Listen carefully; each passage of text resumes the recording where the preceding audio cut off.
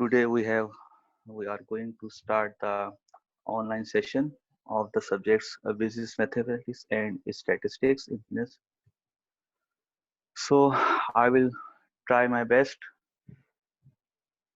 to uh, teach everything in detail so that you understand each and everything topics about mathematics and statistics. मेरी full try होगी। मैं lively आपको जो है board पे understand करूँ, कोई भी टॉपिक है, कोई भी क्वेश्चन है। और mean while when I complete my first layer on board, before raising I will give you some time कि आप उसका स्क्रीनशॉट ले लें for your मेमोरी। उसको आप मेमोराइज कर लीजिएगा। आफ्टर सेशन ऑफ, जब हमारा सेशन ऑफ हो जाएगा तो आप उसको बैठ के फिर दोबारा स्टडी कर लीजिएगा। तो हर बोर्ड को एंड करने से, वो एंड करने के बाद मैं आपको रेज करने से पहले आपको एक टाइम दूंगा, आप उसका एक स्क्रीनशॉट ले लीजिएगा, देन फर्दर हम उसको करेंगे। तो मैं अपने फर्स्ट टॉपिक की तरफ आऊंगा। My first topic is that what is a real number.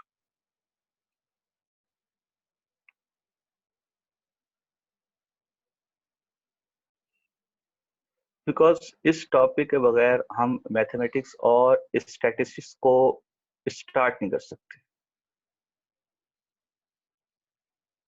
आप यूं कह लें कि this topics is the basics of mathematics and statistics. तो हम इसके बगैर स्टैट्स हो, मैथमेटिक्स हो, हम उसको स्टार्ट नहीं कर सकते। So my first topic is what is the real number. And no doubt ये एक ऐसा टॉपिक है जो हम बचपन से ही, अपने लड़कपन से ही उसको पढ़ते हुए आ रहे हैं, लाइक नर्सरी तक क्लास से ही इस टॉपिक को पढ़ते हुए आ रहे हैं। बट एट दिस स्टेज हमें एग्जैक्ट डेफिनेशन का पता नहीं होता कि what is real number. Real number होता क्या। So there are so many definition. हम अगर रियल नंबर की डेफिनेशन पूछेंगे या रियल नंबर की डेफिनेशन को सर्च करेंगे, नेट पे सर्च करेंगे, बुक्स में सर्च करेंगे, तो हमें बहुत सारी इसकी डेफिनेशन मिलेंगी। सो उसमें से कुछ डेफिनेशन तो मैं आपके सामने लिख ही रहा हूँ, उनको डिफाइन भी करूंगा। So first of all, it is defined as a number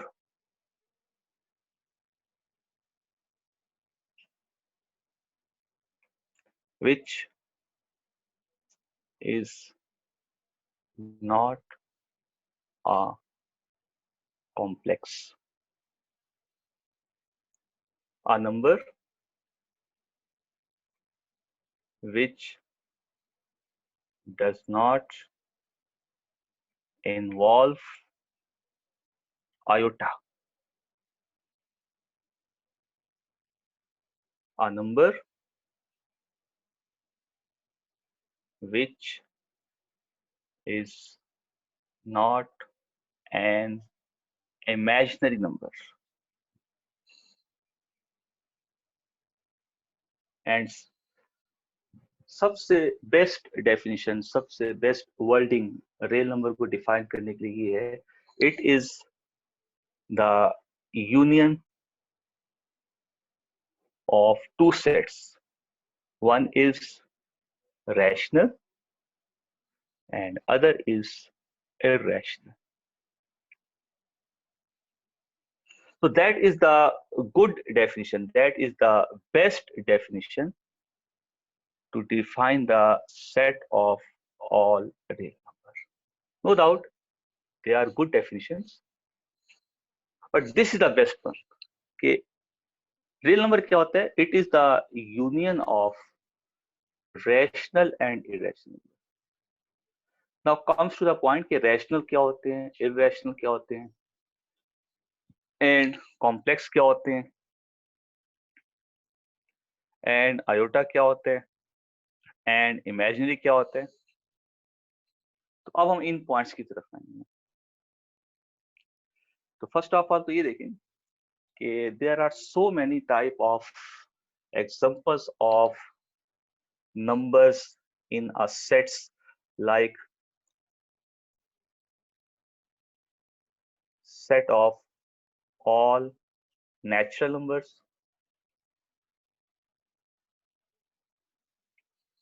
set of all odd numbers, set of all even number, set of all prime number, set of all composite number,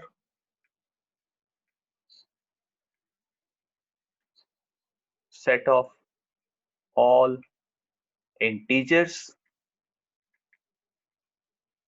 set of all whole numbers, and so on. तो ये वो sets हैं जो हम early stage से पढ़ते हुए आ रहे हैं. नेचुरल नंबर क्या होते हैं, होल नंबर क्या होते हैं, इंटीजर्स क्या होते हैं, कॉम्पोजिट्स क्या होते हैं, प्राइम क्या होते हैं, एंड सो ऑन. तो अगर हम इन नंबर्स की बात करते हैं तो रियल कहाँ है? What is a real, where is a real? इन नंबर में रियल कहाँ है? रियल को हम कह रहे हैं that is not a complex number, that is not involve iota, that is not an imaginary numbers, and that is the union of rational and irrational numbers. तो फिर इन नंबर्स में जो हमने नंबर्स पढ़े हुए हैं, natural, odd, even, prime, composite, integer, whole number, तो इनमें रियल कहाँ है? अगर आप इस फिगर को देखेंगे जिसको मैं भी डिफाइन कर रहा हूं, तो आई थिंक आप रियल को इजीली डिफाइन कर सकते हैं कि व्हाट इज अ रियल. ये रियल नंबर है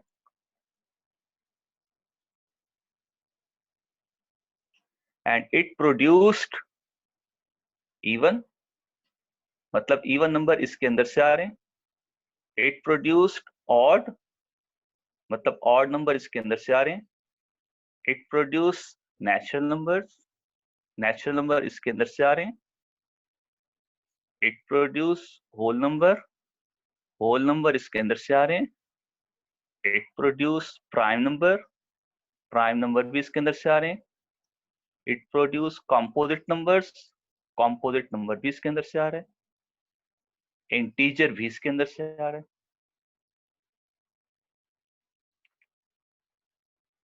सो इस फिगर को देखने के बाद आपको आइडिया ये हुआ होगा कि हम जितने भी नंबर्स डिफाइन कर रहे हैं सेट्स की फॉर्म में, basically these are all set of real numbers. ये सारे रियल नंबर्स हैं. ये रियल नंबर्स के अंदर से निकल रहे हैं. देखिए, अगर हम मैथमेटिक्स में नंबर्स की बात करते हैं, what is a number?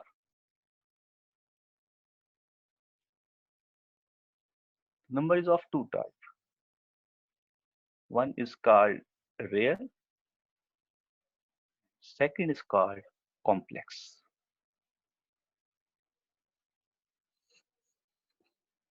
Number दो तरह के होते हैं. जो भी मैथमेटिक्स में नंबर होते हैं, जितनी भी टाइप के नंबर हैं, there are two type of numbers. One is called real, second is called complex. मतलब जो रियल होगा वो कॉम्प्लेक्स नहीं होगा, जो कॉम्प्लेक्स होगा वो रियल नहीं होगा. रियल क्या है? रियल आपको इस फिगर से नजर आएगा. Prime, natural, even, integer, odd, composite, whole and so on. ये रियल है. तो कॉम्प्लेक्स क्या होगा फिर? अब हम थोड़ा सा कॉम्प्लेक्स की डिस्कशन करते हैं. नो डाउट कॉम्प्लेक्स जो है वो हमारे बिजनेस के अंदर जो है उसका यूज नहीं है. उसका यूज कॉम्प्लेक्स का जो है वो बेसिकली कंप्यूटर साइंस फील्ड के अंदर, कंप्यूटर इंजीनियरिंग के अंदर उसका ज्यादा रोल है. उसकी एप्लीकेशन भी उसमें है. तो बिजनेस के अंदर जब भी हम कोई वर्क करते हैं, जब भी कोई हम कैलकुलेशन करते हैं, रियल बेस पे कैलकुलेशन करते हैं.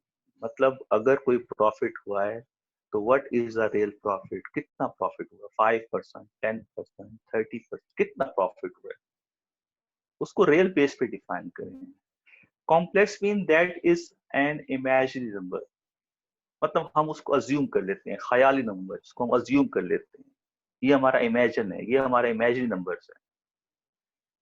Complex numbers are those number which involve negative sign under the square root.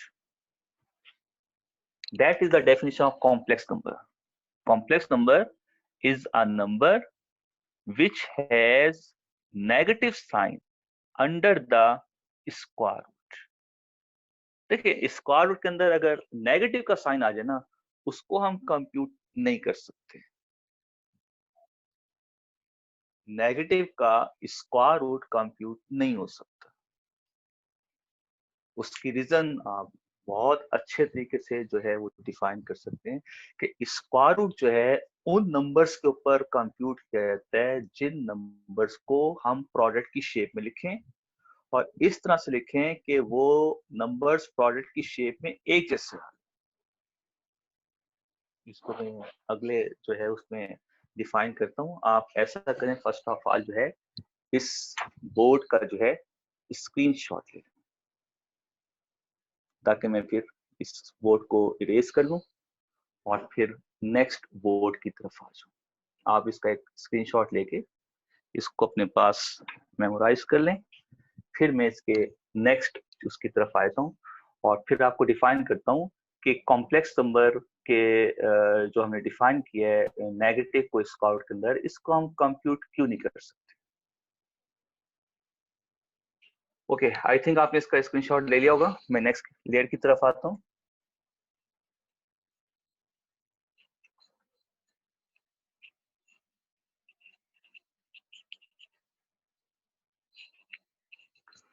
Okay जी, we were discussing about the complex number, और मैंने आपको ये बताया कि कॉम्प्लेक्स नंबर क्या होता है। ऐसे नंबर्स जिनके स्क्वायर रूट के अंदर नेगेटिव का साइन आ जाए, जस्ट लाइक दिस। तो दिस इज कॉल्ड आयोटा। इसको हम आयोटा पढ़ते हैं और इसको जो है हम नोटेशन के तौर पर लिखते हैं i. This can not be computed. इसको हम कंप्यूट नहीं कर सकते। उसकी रीजन देखिएगा, जैसे हमारे पास एक टर्म है 16 and my question is that what is the square root of 16। तो आप कहते हैं स्क्वायर रूट ऑफ 16 जो है वो है +-4। +-4 कैसे है? स्क्वायर रूट का मतलब ये होता है कि आप अपने नंबर को प्रोडक्ट की शेप में लिखेंगे और इस तरह से प्रोडक्ट की शेप में लिखेंगे कि both numbers are similar, just like +4 into +4. So +4 into +4 that is 16, that is +16. तो क्योंकि आपने 16 को दो नंबर्स के प्रोडक्ट की शेप में लिखा है और दोनों नंबर सेम है विद देयर साइन, साइन भी उनके सेम है, तो आप इसका आंसर लिखते हैं +4। इसका स्क्वायर रूट +4। सिमिलरली 16 को आप इस तरह से लिख सकते हैं -4 into -4 लिख सकते हैं। माय क्वेश्चन इज दैट हम 16 का स्क्वायर ले रहे हैं and 16 can be written in form of product of two numbers and both numbers are similar with their sign। देखें दोनों नंबर सिमिलर हैं, 4 4 4 4। यहाँ पे दोनों का साइन प्लस में है और यहाँ पे दोनों का साइन नेगेटिव में है, सो दैट इसका आंसर भी +16 आएगा, इसका आंसर भी +16 आएगा। तो सो we compute the square root of -4 into -4, ये बन जाता है -4। So that is the reason कि हम जब किसी नंबर का स्क्वायर रूट लेते हैं तो +-4 लिखते हैं। उसकी रीजन ये होती है plus plus minus minus. And if my question is that what is the square root of -16, अब हम इसको इस शेप में नहीं लिख सकते because negative negative into negative positive होता है, ये negative. Similarly, -16 cannot be written as +4 into +4, क्योंकि प्लस इंटू प्लस भी प्लस होता है, ये नेगेटिव है. So negative can be written as -4 into +4. But element तो सेम है, बट साइन डिफरेंट आ गया, क्योंकि नेगेटिव चाहिए ना हमें, प्लस माइनस माइनस. तो जबकि हम कह रहे हैं स्क्वायर रूट हम उन नंबर्स को ले सकते हैं जिनमें नंबर भी सेम हो, साइन भी सेम हो. यहाँ पे साइन डिफरेंट हो गया. तो अगर आप -16 को लिखेंगे तो इस शेप में लिख सकते हैं. Means both same element have opposite sign. Opposite sign होंगे तो माइनस आएगा ना. अब ऑपोजिट साइन हो गए तो स्क्वायर रूट तो हम ऑपोजिट साइन का नहीं ले सकते. स्क्वायर रूट को हम उसका ले सकते हैं जो सिमिलर होगा. तो दैट इज द रीजन कि हम नेगेटिव का स्क्वायर रूट कंप्यूट नहीं कर सकते. So this becomes -1 into 16 and this become -1 into 16 का square root and this becomes iota and this becomes, and a number which involve iota is called complex imaginary number. इसको हम imaginary numbers भी कहते हैं. So that is not a real number. ये real नहीं, ये real number नहीं. So real number is not a complex number. Real number not an imaginary number. Real number does not involve iota. Okay? ऐसे number जिसमें iota आ जाएगा उसको हम real नहीं कहेंगे. ऐसा नंबर जो कॉम्प्लेक्स होगा उसको हम रियल नहीं कहेंगे. ऐसा नंबर जो इमेजिनरी होगा उसको हम रियल नहीं कहेंगे. Then what is the real? It is the union of rational and irrational. Except complex number, all type of number are called set of real numbers. जैसे मैंने डिफाइन किया था पिछली लेयर के अंदर, आपको डिफाइन किया था कि रियल नंबर्स के अंदर से आपके पास नेचुरल नंबर्स भी आ रहे हैं, ऑड नंबर भी आ रहे हैं, इवन नंबर भी आ रहे हैं, प्राइम नंबर भी आ रहे हैं, एंड सो ऑन.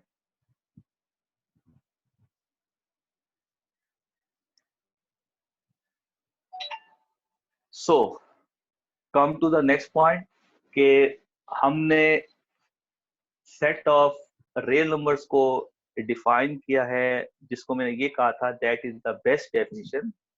उसमें मैंने ये डिफाइन किया था it is the union of rational and irrational numbers. अब हम उस पॉइंट की तरफ आते हैं कि what is the rational numbers and what is the irrational numbers, और हम उसको डिफाइन कर लें ताकि हमें आइडिया हो जाए कि रैशनल्स क्या होते हैं, इररेशनल्स क्या होते हैं. तो आप अगर इस बोर्ड का स्क्रीनशॉट लेना चाहें तो आप इस बोर्ड का स्क्रीनशॉट ले लें ताकि फिर मैं नेक्स्ट लेयर की तरफ आ जाऊं.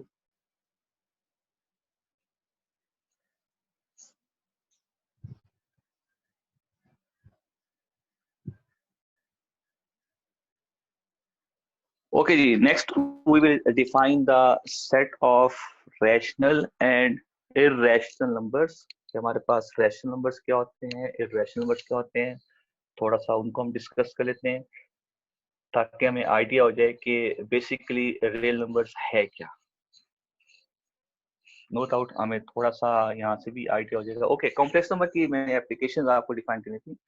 कॉम्प्लेक्स नंबर को वहां पे यूज करते हैं जहां पर हमारी जो है कंप्यूटर साइंस की फील्ड होती है, कंप्यूटर इंजीनियरिंग की फील्ड होती है. वहां पर जहां पर हमारे पास एक सर्किट डायग्राम होती है, एक मदरबोर्ड होता है, उसके अंदर एक डाटा मूव कर रहा होता है एक पॉइंट से दूसरे पॉइंट की तरफ, और हमें वो डाटा नजर नहीं आता मूव होता हो, बट उसकी कैलकुलेशन कितने बाइट का डाटा है, कितने बिट्स हैं, कितनी स्पीड है उसकी डाटा की, ये हम अपनी कैलकुलेशन कर सकते हैं. तो मतलब एक अनफिजिकली हम एक स्पीड को, एक रेट को कंप्यूट कर रहे हैं कुछ नंबर्स के अंदर और डिफाइन कर रहे हैं कि इस पीसी की स्पीड इतनी है, इस कंप्यूटर की स्पीड इतनी है, इस स्मार्टफोन की जो एंड्रॉइड यूज हो रहा है इसकी स्पीड इतनी है, एक तार के अंदर से करंट पास हो रहा है, वो करंट कितने जो है वोल्ट का है, कितने वोल्ट उसमें से पास हो रहे हैं, हम उसकी कैलकुलेशन कर सकते हैं बट उसको देख नहीं सकते। हम सब काम इमेजिन कर रहे होते हैं कि ऐसा होगा, ऐसा होगा, ऐसा होगा, ऐसा होगा, अब इसमें इतने वोल्ट हैं, अब इसमें इतने बाइट का डाटा मूव कर रहा है, इतने बाइट का डाटा रह गया है, इतनी मेमोरी है इसके अंदर, इतनी मेमोरी सेव हो गई है, इतनी मेमोरी यूज हो गई है, इतनी मेमोरी स्पेस में। ये सारी कैलकुलेशन जो होती है ये कॉम्प्लेक्स नंबर्स की एप्लीकेशन के,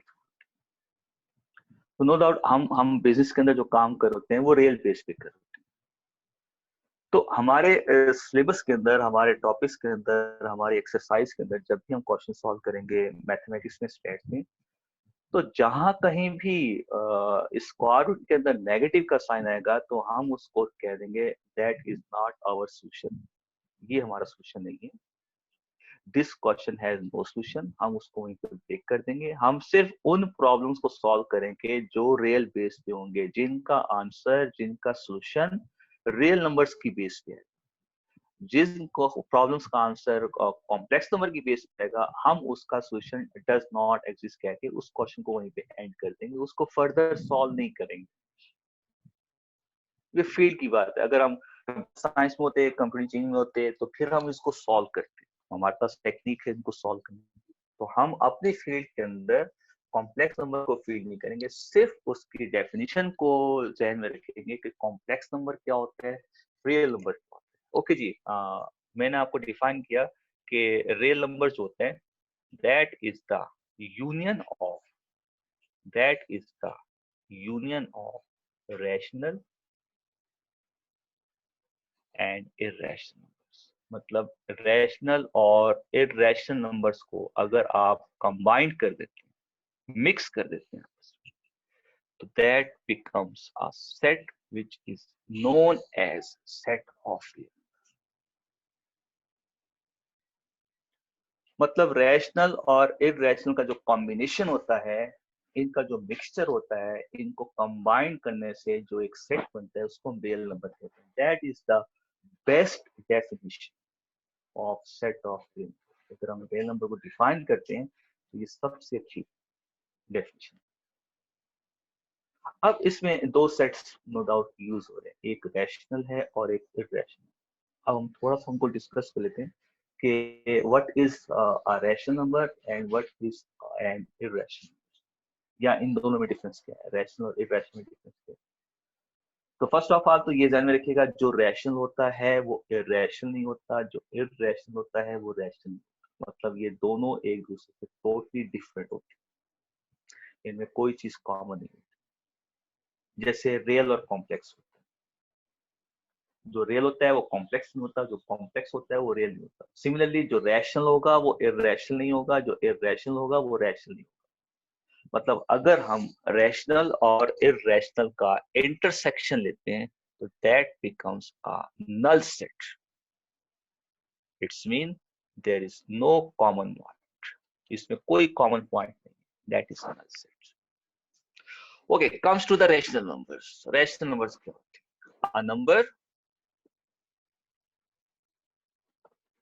which can be written in form of P upon Q, where Q is not equal to 0, P and Q are n numbers. Q 0 नहीं होगा। मतलब अगर आप किसी नंबर को अपॉन की शेप में लिख सकते हो, अपॉन की शेप, इन विच डिनोमिनेटर, ये डिनोमिनेटर होता है, ये न्यूमरेटर होता है, denominator is not equal to 0, so that number is called rational number। Rational हम बाद में डिस्कस करते हैं, पहले हम इसका एग्जांपल देखते हैं। Suppose I have a number that is 1. So 1 can be written as 2 upon 2, just like this one. आप कोई नंबर इस शेप में लिखते हैं, आप कोई नंबर इस शेप में लिखते हैं, अपॉन की शेप में, और जिसमें ये जो डिनोमिनेटर है वो 0 ना हो। तो मैंने 1 को क्या किया, 2 अपॉन 2 कर दिया। 2 इज नॉट इक्वल टू 0, ये 0 नहीं है। तो 1 को मैंने p अपॉन q की शेप में दिया। सो 1 इज कॉल्ड रैशनल नंबर। इसको और शेप में भी लिख सकते हैं, जरूरी नहीं कि हम 2 अपॉन 2 लिखें। इसको मैं 10 अपॉन 10 लिख सकता हूँ। ओके, 0 है। 0 can be written as 0 upon 5, है ना। इस p के बारे में तो नहीं बताया ना डेफिनेशन में, p 0 होगा या नहीं होगा, नहीं लिखा हुआ। इस मतलब है p को 0 ले सकते हैं। q 0 नहीं होगा, देखिए 0 नहीं है। तो 0 can be written as 0 upon 5, 0 can be written as 0 upon 10। तो हमने 0 को भी अपॉन की शेप में लिख दिया।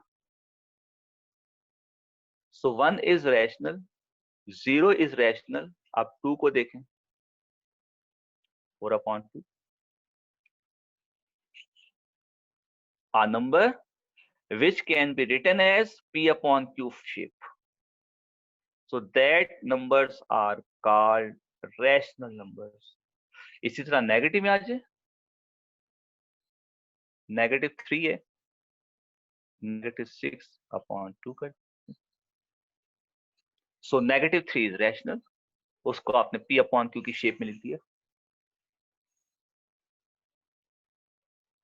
तो एक तो कैटेगरी जो रैशनल नंबर्स की है वो ये हो गई कि किसी भी नंबर्स को अगर हम अपॉन की शेप में लिख दे, न्यूमरेटर डिवाइड बाय डिनोमिनेटर, तो हम उसमें जो है अगर कोई नंबर इस शेप में लिख सकते हैं, तो हम ऐसे नंबर्स को रैशनल नंबर्स कहेंगे। ये इसकी फर्स्ट कैटेगरी होगी। सेकंड कैटेगरी की तरफ आते हैं। ये तो था ना होल नंबर, जैसे 1 2 3 -3 -4 -5, होल नंबर से, इनमें डेसिमल नहीं था। अब अगर हमारे सामने कोई डेसिमल नंबर आ गया, just like 1.5, so it can also be written as 3/2।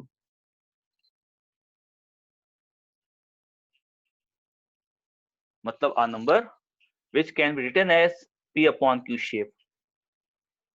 so decimal वाले जो नंबर हैं, जैसे 1.5 हो गया, 0.5 हो गया, it can be written as 1/2। 0.33 हो गया, it can be written as 1/3। So a number which can be written in shape of p/q is called rational numbers। So these numbers are called rational numbers। ये सारे rational numbers हैं। तो first category क्या होगी, जिसमें decimal नहीं है, उसको भी हम अपॉन में लिख सकते हैं। सेकंड कैटेगरी क्या होगी, ऐसे नंबर जो डेसिमल फॉर्म में आ जाते हैं, अगर हम उनको भी न्यूमरेटर डिवाइड बाय डिनोमिनेटर की शेप में लिख सकते हैं, तो फिर हम ऐसे नंबर्स को रैशनल नंबर्स कहेंगे। इररेशनल क्या होते हैं, which can not be written in shape of p/q। ऐसे नंबर जिनको इस शेप में ना लिख सकें। मतलब रैशनल जो इस शेप में लिख सकते हैं, इररेशनल जो इस शेप में ना लिख सकें। वो कौन से नंबर होते हैं, जस्ट लाइक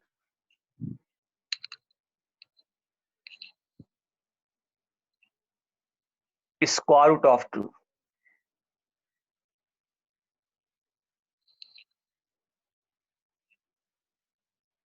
इसका आंसर कंप्यूट करें, इसका आंसर आपके पास आ जाएगा 1 पॉइंट समथिंग। इस वैल्यू को हम अपॉन की शेप में नहीं लिख सकते। मतलब √2 का जो आंसर है ये अपॉन की शेप में नहीं लिखा जा सकता। आप लिख के देख लें, चेक कर लें इसको। अगर लिख लेते हैं तो मुझे बता दीजिएगा कि सर मैंने इसको लिख लिया। आप इसको चेक करें। फर्स्ट ऑफ ऑल क्या होगा, जब आप स्क्वायर रूट ऑफ 2 लेंगे ना, इसका आंसर डेसिमल फॉर्म में आएगा और इसका रिमाइंडर कभी भी 0 नहीं होगा। मतलब ये इसका आंसर जो है ना वो कंटिन्यूसली चलता जाएगा, कभी भी नहीं रुकेगा। ये केस यहां पे भी आया था। जब आप 1 को 3 से डिवाइड करेंगे ना, तो ये केस यहां पे भी आया था कि जब आप 1 को 3 से डिवाइड करेंगे ना, इसका रिमाइंडर कभी भी 0 नहीं होगा और इसका आंसर ऐसे ही चलता रहेगा। बट इसके आंसर में और इसके आंसर में डिफरेंस है। इसके आंसर में रेपिटेशन आ रही है, 3 3 3 3 3 एंड सो ऑन। इसके आंसर में ना रेपिटेशन नहीं आएगी। तो जिसके आंसर में रेपिटेशन नहीं आती ना, जिसका आंसर कॉन्टिन्यूसली चलता जा रहा होता है, उसके आंसर में रेपिटेशन नहीं आ रही होती, उसका रिमाइंडर 0 नहीं होता, तो ऐसे नंबर को ना हम अपॉन की शेप में नहीं लिख सकते। अपॉन की शेप में उन नंबर को लिखा जाता है जिनका रिमाइंडर 0 हो जाए, पूरा पूरा डिवाइड हो जाए, जिनमें डेसिमल है ही नहीं, और अगर उनमें डेसिमल के बाद कोई नंबर आ रहा है, कॉन्टिन्यूसली वही आ रहा है और उसमें रेपिटेशन आ रही है, तो उसको भी आप अपॉन की शेप में लिख सकते हैं। बट दीज नंबर, ये जो 2 का स्क्वायर रूट हो गया, 3 का स्क्वायर रूट हो गया, ये जो प्राइम नंबर्स होते हैं, लाइक प्राइम नंबर्स होते हैं, इनका स्क्वायर रूट, ये ऐसे नंबर होते हैं जिनके आंसर में अगर हम देखेंगे तो डेसिमल आएगा। डेसिमल के बाद इनका रिमाइंडर जो होगा वो 0 नहीं होगा, कभी भी कॉन्टिन्यूसली चलता जाएगा। तो ऐसे नंबर को हम अपॉन की शेप में नहीं लिख सकते। फिर ऐसे नंबर को हम इर्रेशनल नंबर्स कहते हैं, जिनको अपॉन में ना लिख सकते हैं, जिनको पी अपॉन क्यू की शेप में ना लिख सकते। These number are called irrational. तो अगर हम इन रैशनल और इर्रेशनल को चेक करते हैं, तो इनको मिक्स करते हैं, तो इसमें देखिए आपके पास होल नंबर भी आ गए, नेचुरल नंबर भी आ गए, इवन नंबर भी आ गए, ऑड नंबर भी आ गए, प्राइम नंबर भी आ गए, कॉम्पोजिट भी आ गए। मतलब ईच एंड एवरी नंबर, अगर हम देखते हैं रैशनल इरेशनल को मिक्स करने से आपका जो एक सेट बन रहा है, उसके अंदर हर किस्म का नंबर आ गया आपके पास, हर किस्म का। मतलब वो अपॉन वाले भी आ गए, जो अपॉन में नहीं है वो भी आ गए, जो डेसिमल फॉर्म में है वो भी आ गए, जिनके रेपिटेशन आ रही है वो भी आ गए, जिनकी रेपिटेशन नहीं आ रही वो भी आ गए। मतलब हर किस्म का नंबर इसके अंदर आ गया। सिर्फ एक किस्म का नंबर इसमें नहीं आया, वो है आयोटा। सो इस डेफिनेशन को हम बेस्ट डेफिनेशन कहते हैं रियल नंबर की, जो हमें ये डिफाइन करता है कि सिर्फ दो सेट का यूनियन है, दो सेट को मिक्स करने से इसका आंसर आता है रियल नंबर्स का। That is rational and irrational. What is rational number? जिनके नंबर, ऐसे नंबर जिनको आप पी अपॉन क्यू की शेप में लिख सकें, या जो पहले से पी अपॉन क्यू की शेप में पहले से एग्जिस्ट करते हो, वो रैशनल नंबर होंगे। और ऐसे नंबर जिनको आप पी अपॉन क्यू की शेप में ना लिख सकें, उनको इरेशनल नंबर। और इन दो सेट्स को अगर आप मिला देते हैं तो वो सेट ऑफ रियल नंबर बन जाता है। मतलब ये वही रियल नंबर है जो पिछली लेयर के अंदर मैंने कहा था कि इसके अंदर से नेचुरल नंबर्स आ रहा है, इसके अंदर से होल नंबर आ रहा है, इसके अंदर से इवन नंबर आ रहा है, इसके अंदर से ऑड आ रहा है, इसके अंदर से प्राइम आ रहा है, इसके अंदर से कॉम्पोजिट आ रहा है। ये वही रियल है। मतलब वो जो सारे बहुत सारे सेट इसके अंदर से आ रहे हैं ना, वो बेसिकली रैशनल और इरेशनल है।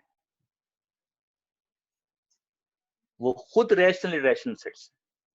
मगर क्या किया हमने, उनकी कैटेगरीज अलग अलग कर दी। हमने कहा ऐसे नंबर जो 2 पे डिवाइड होते हैं उनको इवन में रख लो, जो 2 पे डिवाइड नहीं होते उनको ऑड में रख दो, जो होल नंबर हैं 0 से स्टार्ट हो रहे हैं उनको होल नंबर में रख दो, जो 1 2 से स्टार्ट हो रहे हैं उनको नेचुरल नंबर कह दो, जिनके दो डिवाइजर हैं उनको प्राइम में रख दो, जिनके दो से ज्यादा डिवाइजर हैं उनको कॉम्पोजिट कह दो। मतलब हमने खुद कैटेगरी बनना है।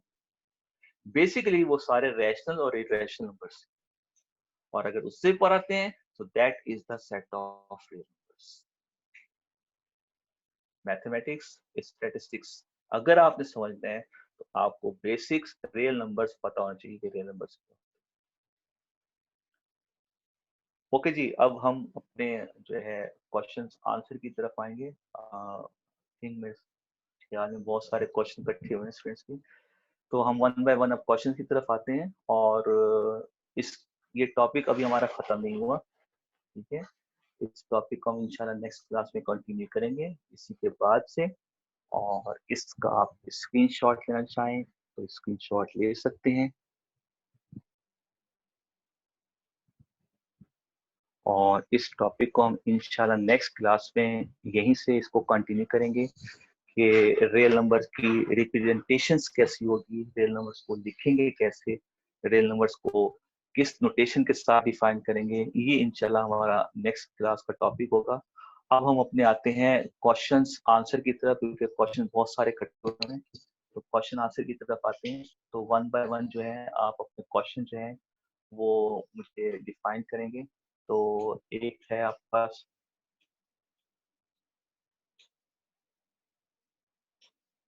एक ने तो कहा है कि काइंडली इंट्रोडक्शन प्लीज, तो इंट्रोडक्शन की जरूरत तो नहीं है, आप अपना टॉपिक पढ़ें, आप उसमें वो।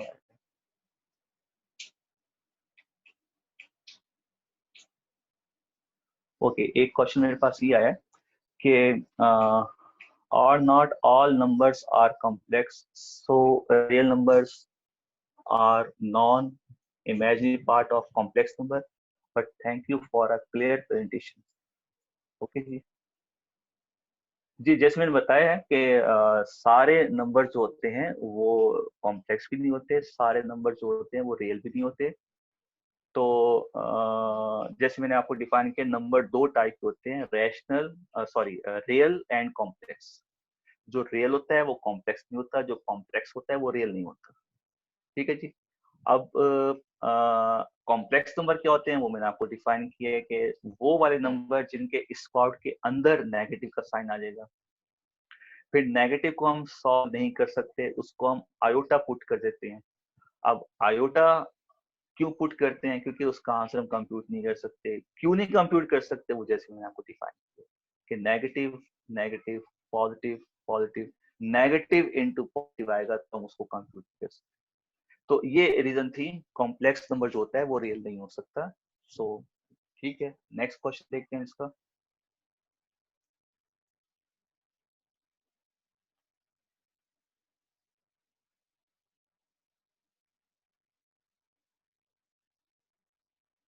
देखिए एक क्वेश्चन ये है मेरे सामने, ऐसे क्वेश्चन पढ़ रहा हूँ, आपके सबके क्वेश्चन पढ़ रहा हूँ।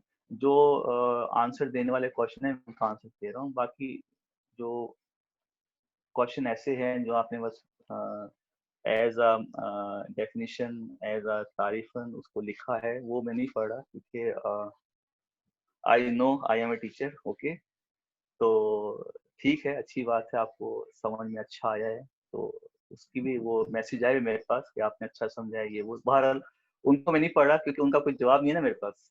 तो एज ए आपने वो तारीफ लिखी है, उसका क्या जवाब? तारीफ उस खुदा की जिसने जहाँ बनाया, तो उसकी तारीफ करें, हम तो उसके बंदे हैं।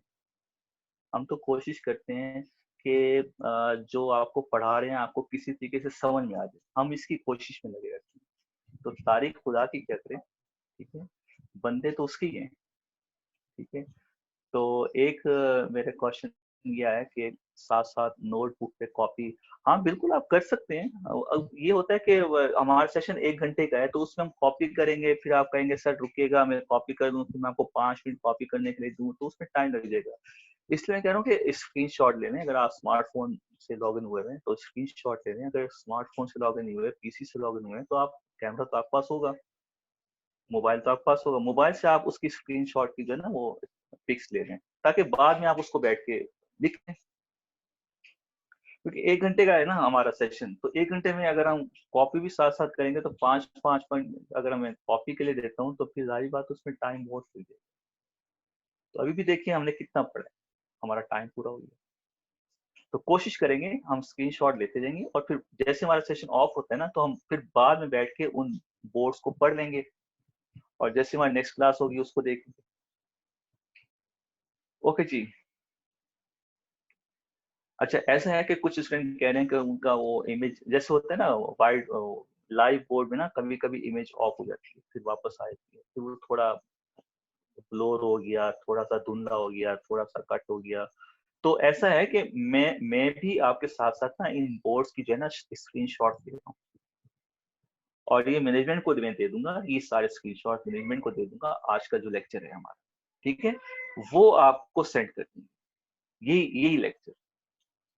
तो अगर किसी का कोई बोर्ड मिस हुआ है, कोई स्क्रीनशॉट नहीं ले सका, तो वो वहां से उसको कंपेयर कर, मैं एज इट इज ये स्क्रीनशॉट जो मैंने आज पढ़ाया है, जो आज का हमारा लेक्चर है, और इसी तरह से हर लेक्चर मैं स्क्रीनशॉट ले रहा हूँ, मैं इसी तरह से आपको जो है मैनेजमेंट के थ्रू सेंड कर दूंगा, आपके पास आ जाएगा। बट आप भी एहतियातन स्क्रीनशॉट लेते, ठीक है, किसी एक पे डिपेंड मत करें। पहले क्वेश्चन आया है, पहले मैथ्स करेंगे, स्टैट्स करेंगे, नो डाउट पहले मैथ्स करेंगे, मैथ्स का पोर्शन कंप्लीट करेंगे, फिर हम ऐसे आहिस्ता आहिस्ता जो स्टैट्स की तरफ आएंगे। कॉम्प्लेक्स नंबर मैंने डिफाइन कर दिया है, ये शायद पुराना क्वेश्चन था, कॉम्प्लेक्स नंबर मैंने डिफाइन कर दिया। बिल्कुल, ये 8th क्लास वाली चीजें हैं, मगर मुझे पता है आपने 8th क्लास पास किया हुआ है, ठीक है उमर अजहर, बिल्कुल मुझे पता है आपने 8th क्लास पास किया हुआ है, ठीक है, और बताने की जरूरत नहीं है कि ये सारी 8th क्लास वाली चीजें हैं, मुझे भी पता है ये नर्सरी प्रेप की क्लास की चीजें हैं, आप तो 8th क्लास में बहुत आगे पहुंच गए, ये नर्सरी प्रेप की चीजें हैं जो मैं आपको बता रहा हूँ, नर्सरी प्रेप का आप मैथमेटिक्स उठाएं, उसमें ये चीजें हैं, तो आप 8th क्लास में बहुत आगे निकल गए, शायद आप नर्सरी प्रेप पास नहीं किया फिर आपने। आई know, I am a teacher, मुझे पता है मेरे सामने जो स्टूडेंट बैठा हुआ है वो नर्सरी प्रेप पास करके आया हुआ है, वो 8th क्लास भी पास करके आया है, ठीक है, ये चीजें बिल्कुल बेसिक्स हैं। अगर मैं डायरेक्ट आपको लेके आया था ना कि रियल नंबर की रिप्रेजेंटेशन क्या होती है, तो फिर आपका क्वेश्चन पता है क्या आता मेरे पास, सर ये रियल नंबर तो बता देगी क्या होते हैं, फिर मैं आपको उस वक्त ये कहता कि ये 8th क्लास जो आप पास करके आए हो उसमें जाके पढ़ लो कि रियल नंबर क्या है। ऐसा नहीं होता। देखिए, जो क्वेश्चन आपका पूछने वाला है ना वो पूछे, ये इस तरह से क्वेश्चन नहीं पूछा करें कि सर ये तो 8th क्लास की चीजें आप पढ़ा रहे हैं, मैं बिल्कुल पढ़ा रहा हूँ, मैं नर्सरी प्रेप की पढ़ा रहा हूँ आपको, नर्सरी प्रेप का मैथमेटिक्स पढ़ा रहा हूँ यहाँ पर, फिर क्या करोगे, मेरे सामने सिर्फ आप नहीं बैठे हुए, मेरे सामने पूरी क्लास बैठी है, अगर आपको रियल नंबर की डेफिनेशन आती है तो हो सकता है बाकियों को नहीं आती, तो मुझे तो भाई पूरी क्लास को पढ़ाना है ना, मैंने सिर्फ आपको थोड़ी पढ़ाना है जिसने 8th क्लास पास की है।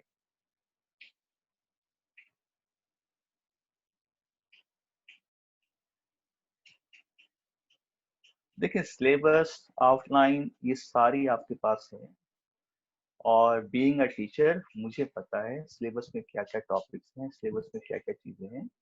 देखिए, मुझे पता है क्लास के स्टूडेंट्स को कहाँ से पिक करना,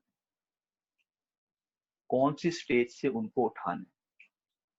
तो आज तो हमारी फर्स्ट क्लास है, अभी आप सिलेबस पे आ गए, अभी आप जो है वो कोर्स आउटलाइन पे आ गए, अभी अभी हम स्टार्ट तो करने दो भाई मेरे, अभी स्टार्ट तो करने दो। अभी तो मैंने एक रियल नंबर की डेफिनेशन लिखी है और आपका कोर्स लाइन आउटलाइन जो है वो याद आ गया, कोर्स आउटलाइन अभी हमारा स्टार्ट नहीं हुआ, कोर्स लाइन आउटलाइन जब हमारा स्टार्ट होगा ना, फिर मैं आपको बताऊंगा कि ये टॉपिक उसमें है, और उस टॉपिक का जो आप बेसिक्स देखेंगे ना, वो सारा बेसिक यही होगा जो मैं आपको बता रहा हूँ। मैं देखें यहाँ पर वो चीजें आपको डिस्कस करूंगा जो हमारे सिलेबस की होंगी, और सिलेबस के टॉपिक्स को अंडरस्टैंड करने के लिए हमें कुछ बेसिक्स की तरफ आना होगा। वो बेसिक्स क्या है, क्योंकि अक्सर मैंने देखा है क्लास में जब हम मैथ और स्टैट्स पढ़े होते हैं, हमारी बेसिक्स वीक होती है, और मोस्टली स्टूडेंट मुझे ये कहते हैं सर कोई ऐसी बुक बताएं जिससे मेरी बेसिक्स स्ट्रॉन्ग हो। तो भाई बेसिक्स ऐसे स्ट्रॉन्ग नहीं होती जैसे आप कह रहे हैं, मतलब नर्सरी प्रेप से लेकर हम मैट्रिक इंटर लेवल तक हमने 12 स्टेजेस का मैथमेटिक्स पढ़ लिया है, चले कॉमर्स वाले भी तो पढ़ते हैं ना, 12 स्टेज तक हमने मैथमेटिक्स पढ़ा हुआ है। अब जो हम मैथ्स पढ़ रहे हैं तो हमारा वो मैथ्स बेसिक बेसिक मैथमेटिक्स है। अब अगर आप ये कहोगे सर वो पूरा 12 साल का मैथमेटिक्स आप मुझे एक साथ बता दें ताकि मेरी बेसिक स्ट्रांग हो जाए, तो ऐसा पॉसिबल नहीं है। मैं बाल का मैथमेटिक्स आपको एक दिन में कैसे करवा सकता हूँ? होता ये है कि जो टॉपिक हमारे सिलेबस में होते हैं ना, हम उन टॉपिक्स की थोड़ी बेसिक्स इंट्रोडक्शन आपको देते हैं। जैसे हमारा फर्स्ट टॉपिक है सिलेबस का, हमारा फर्स्ट जो टॉपिक स्टार्ट होने जा रहा है, उसके अंदर रियल नंबर्स की रिप्रेजेंटेशन, जो मेरी नेक्स्ट क्लास हो, रियल नंबर्स की रिप्रेजेंटेशन है, उसको करने के लिए रियल नंबर्स का पता होना आपको लाजमी था। मतलब रियल नंबर्स की डेफिनेशन आपको पता होनी चाहिए।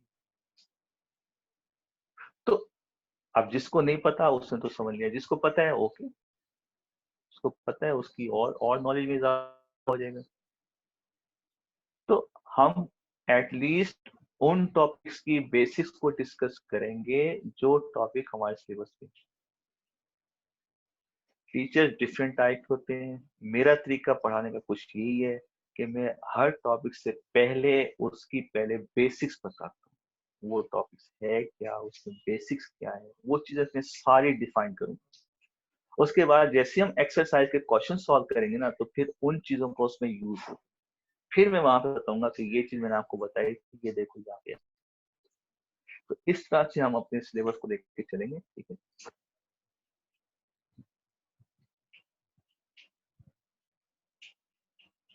देखिए आज तो हमारी फर्स्ट क्लास थी, एक क्वेश्चन मेरे पास और आएगा। आज हमारी फर्स्ट क्लास थी, तो फर्स्ट क्लास में अगर मैं बता दूं कि हमारा टॉपिक क्या है, तो डजेंट मैटर। अगर मैंने लिख दिया what is the real number, तो हमारा टॉपिक यही है कि हम रियल नंबर को डिस्कस कर रहे हैं।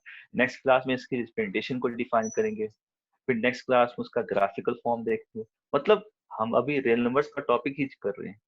और जैसे हम अपने चैप्टर को स्टार्ट करेंगे, जो हमारी मैथमेटिक्स की बुक का चैप्टर होगा, जो हमारे सिलेबस का चैप्टर है, जब हम उसको स्टार्ट करेंगे उसमें ये चीजें आएंगी, उसमें ये चीजें बार बार आपके सामने आएंगी, तो आपको इन चीजों का पता होना चाहिए।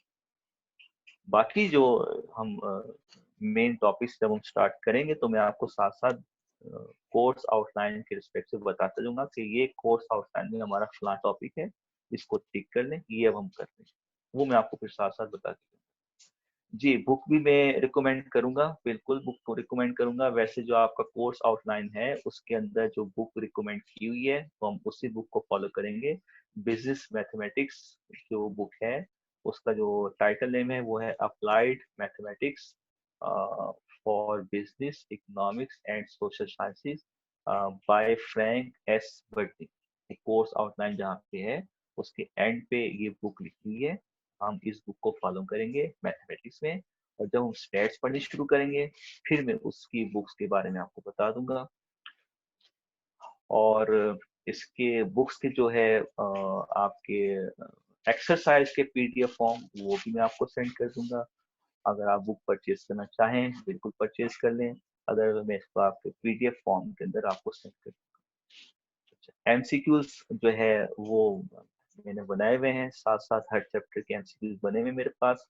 तो जैसे ही हम अपना टॉपिक खत्म करेंगे, पहले हम बुक की एक्सरसाइज करेंगे, ठीक है, उसको मैनुअली सॉल्व करेंगे बुक के ऊपर, हर क्वेश्चन का डिटेल में सॉल्व करेंगे। जैसी वो टॉपिक, जैसी वो चैप्टर हमारा खत्म हो जाएगा, फिर हम उस चैप्टर के, उस टॉपिक्स के एमसीक्यूज करेंगे। वो एमसीक्यूज का सेट मैं आपको जो है फिजिकली भी, मतलब मैं मैनेजमेंट के थ्रू आपको जो है सॉफ्ट कॉपी सेंड कर दूंगा, और इसी तरह से हम उसको स्क्रीन शेयर करके उसके एमसीक्यूज जो है पढ़ेंगे, और इसी तरह से मैं व्हाइट बोर्ड पे उसको सॉल्व करके आपको बता दूँ। तो पहले हम इंट्रोडक्शन करेंगे टॉपिक का, जैसे आज हम कर रहे हैं इंट्रोडक्शन। फिर बिजनेस मैथमेटिक्स की जो बुक है, उसमें से उस टॉपिक की एक्सरसाइज सॉल्व करेंगे मैनुअली, उसको डिटेल से सॉल्व करेंगे, आप भी प्रैक्टिस करेंगे, ठीक है। जैसे ही फिर वो चैप्टर खत्म हो जाएगा, फिर हम उसके एमसीक्यूज करेंगे, एंड पे जाके उसके एमसीक्यूज करेंगे। तो इस तरह हमें एमसीक्यूज सॉल्व करना भी आ जाएगा, और एमसीक्यूज का पता भी चल जाएगा कि ये एमसीक्यूज कौन से टॉपिक्स का है, किस तरह से उसको सॉल्व करना है, क्योंकि सोल्यूशन हम पहले कर चुके हैं। क्योंकि एमसीक्यूज में ये होता है कि कभी कभी हम क्वेश्चन को ना बगैर सॉल्व किए हुए उसका आंसर डायरेक्ट टिक कर रहे होते हैं। टाइम सेव करना होता है ना हमें। तो उनको डायरेक्ट टिक करने के लिए आपको जो है क्वेश्चन में पता होना चाहिए कि आपने क्वेश्चन को कैसे सॉल्व करना है। वो सॉल्यूशन हम पहले चैप्टर में करते हैं। ओके जी, एक क्वेश्चन और मेरे पास ये आया है कि अगर डिनोमिनेटर में जीरो आ जाए, मतलब न्यूमरेटर में कोई नंबर हो just like 2 divide by 0, denominator में जीरो आ जाए, तो जब डिनोमिनेटर में जीरो आ जाता है तो उसका आंसर आपके पास इन्फिनिटी हो जाता है, अनडिफाइंड। ये मैं आपको नेक्स्ट क्लास में डिफाइन करना है मैंने आपको, कि अगर डिनोमिनेटर में जीरो आ जाए तो फिर वो इन्फिनिटी हो जाता है, अगर न्यूमरेटर में जीरो आ जाए तो उसकी टर्म जो है वो जीरो हो जाती है। न्यूमरेटर जीरो आ जाए तो टर्म जीरो हो जाती है, डिनोमिनेटर जीरो आ जाए तो उसका आंसर इन्फिनिटी हो जाता है। तो ये इंशाल्लाह मैं नेक्स्ट क्लास में आपको ये टर्म्स डिफाइन करूंगा सारी, कि अगर न्यूमरेटर में जीरो आ जाए, डिनोमिनेटर में जीरो आ जाए, अगर दोनों में जीरो आ जाए, न्यूमरेटर भी जीरो डिनोमिनेटर भी जीरो, उस वक्त क्या होगा। ठीक है, ये सारी चीजें मैंने आपको वन बाय वन डिस्कस करनी है, इन सब के क्वेश्चन आपको मिल जाएंगे इंशाल्लाह। ओके जी, और क्वेश्चन इसमें नजर आ रहा है मुझे।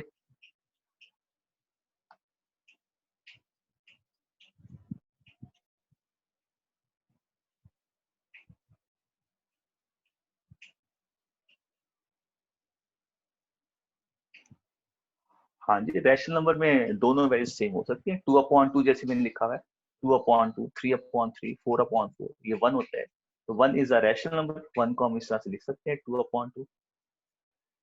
Is 7 is an irrational number, देखिए 7 इरेशनल नंबर नहीं है, क्योंकि 7 को आप लिख सकते हैं 14/2, 14/2, 14/2 का आंसर 7 आएगा ना, तो आपने 7 को P/Q की शेप में लिख लिया, 7 को P/Q की शेप में लिख दिया, 14/2 7 आएगा। तो 7 is not a rational number, 7 is a rational number. ऐसा नंबर जिसको आप P/Q की शेप में लिखते हैं वो रैशनल होता है। उसके बाद एक और क्वेश्चन आया है 0.34343434 एंड सो ऑन। एक नंबर है जिसमें 3434 बार बार रिपीट हो रहा है। मैंने आपको बताया है ऐसे नंबर जिनके डेसिमल के बाद रेपिटेशन आ जाए। रेपिटेशन का मतलब ये हरगिज नहीं है कि एक नंबर रिपीट हो, दो नंबर भी रिपीट हो सकते हैं, तीन नंबर भी रिपीट हो सकते हैं, चार नंबर भी रिपीट हो सकते हैं, जैसे 0.1234 1234 1234 1234 एंड सो ऑन। इसको भी हम रैशनल नंबर कहेंगे। जब रेपिटेशन आ जाएगी आंसर में, रेपिटेशन, वो रैशनल नंबर। रेपिटेशन अगर नहीं आ रही, मतलब हमें पता नहीं है कि एक नंबर अगर आ रहा है उसके नेक्स्ट कौन सा होगा, उसका नेक्स्ट कौन सा होगा, उसका नेक्स्ट कौन सा होगा, जब तक हम उसको सॉल्व ना करें, ऐसे नंबर्स को हम इरेशनल कहेंगे। अदरवाइज अगर रेपिटेशन आ रही है ना, वो एक नंबर की हो या वो 10 नंबर की रेपिटेशन हो, ऐसे नंबर जिसमें रेपिटेशन आ रही है और उसका आंसर एंड भी नहीं हो रहा, ऐसे नंबर्स को हम रैशनल नंबर्स कहते हैं। कॉम्पोजिट नंबर क्या होते हैं? जो प्राइम नहीं होते। प्राइम क्या होते हैं? ऐसे नंबर्स जिनके सिर्फ दो डिवाइजर हो, उनको डिवाइड करने वाले सिर्फ दो नंबर हो, एक 1, एक वही खुद इटसेल्फ। तो प्राइम नंबर हमारे 2 से स्टार्ट होते हैं, 2 के दो डिवाइजर होते हैं 1 एंड 2, 3 के दो डिवाइजर होते हैं 1 एंड 3, 4 के तीन डिवाइजर होते हैं 1 2 4। तो 4 is not a prime number, so 4 is composite. Composite वो होता है जो प्राइम नहीं होता, मतलब कंपोजिट वो होता है जिसके डिवाइजर्स दो से ज्यादा हो। जिनके दो डिवाइजर होते हैं वो प्राइम होता है, जिनके दो से ज्यादा होते हैं वो कंपोजिट। जी, what is mean by the term composite, मैंने आपको बता दिया। कंपोजिट नंबर क्या होते हैं ये भी मैंने आपको बता दिया। व्हाट इज कंपोजिट नंबर ये भी मैंने आपको बता दिया। सर इरेशनल नंबर्स कैसे रियल होंगे, इरेशनल नंबर्स कैसे रियल होंगे? क्योंकि मैंने बताया ना, रैशनल नंबर्स तो वो होते हैं ना जो P/Q की शेप में लिखे जा सकते हैं, इरेशनल नंबर जो P/Q की शेप में नहीं लिखे जा सकते। दोनों नंबर्स को देखें, दोनों में आयोटा नहीं आ रहा, तो रियल तो वो होगा ना जिसमें आयोटा नहीं होगा।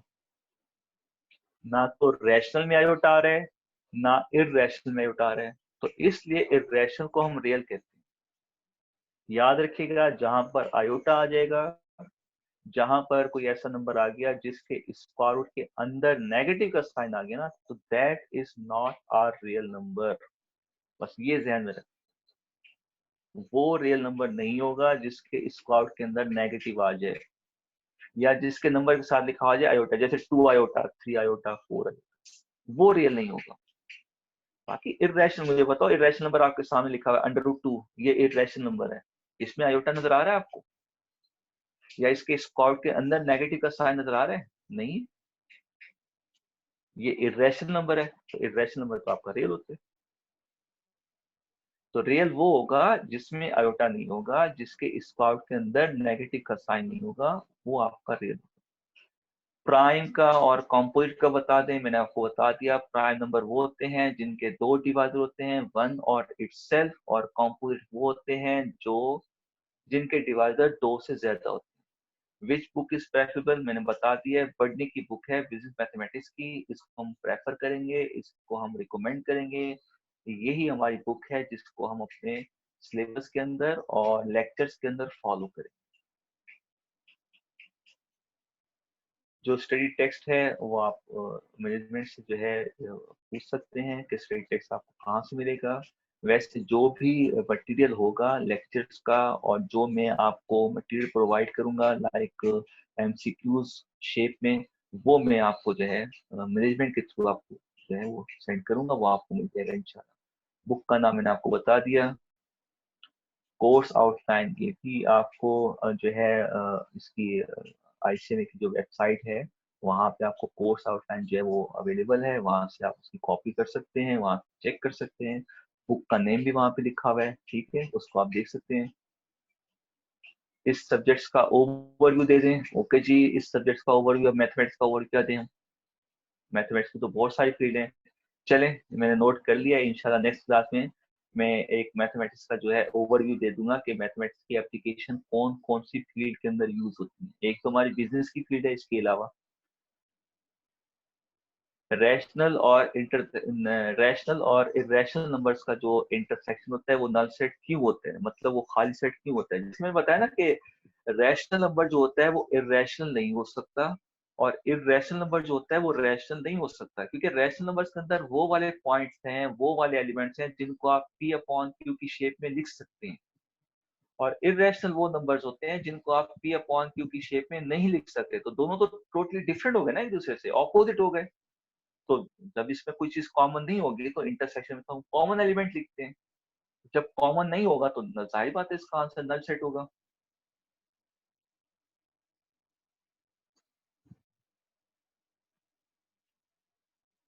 और इसके अलावा जो है विंडो से स्क्रीन, भैया आपके पास मोबाइल है, आप पीसी को सामने रखें, मोबाइल को उसको रखें, तस्वीर लेना उसकी, पढ़नी है ना आपने, कोई तस्वीर वो फ्रेम लगा के थोड़ी रखनी है आपने, पढ़ना है, उससे पढ़ा जा सकता है आपका इजीली। रिकमेंडेड बुक मैंने आपको बता दी, लेक्चर रिकॉर्ड होने की कंडीशन ये आपको मैनेजमेंट से पता चलेगा कि हम इसको रिकॉर्ड कर सकते हैं नहीं कर सकते। कोर्स आउटलाइन को एक्सप्लेन कर दें तो हमारी फिर 2-3 क्लासेस तो इसमें गुजर जाएंगी। कोर्स आउटलाइन अगर एक्सप्लेन करने बैठे तो हम लोग, कोर्स आउटलाइन आपकी वेबसाइट पे दिया हुआ है, आप उसको देखें और 1 बाय 1 हम टॉपिक पढ़ रहे हैं, वहां से टिक करते जाए आप कि ये टॉपिक हमने पढ़ लिया, ये टॉपिक पढ़ लिया, ये टॉपिक पढ़ लिया। अगर हम उसको कोर्स आउटलाइन को यहाँ पे डिस्कस करने बैठे हैं तो 1-1 घंटे का सेशन है, तो कितनी क्लास ले जाएगा वो? बुक का नेम मैंने आपको बता दिया, कोई मसला नहीं, अगर आपने 1 महीना पढ़ लिया है तो कोई मसला नहीं है, आप उसको दोबारा पढ़ लीजिएगा, ठीक है जी। जी सर। हेलो, अस्सलाम वालेकुम। जी, वालेकुम सलाम सर। जी सर। एंड करें सर? हाँ कर दे, बिल्कुल।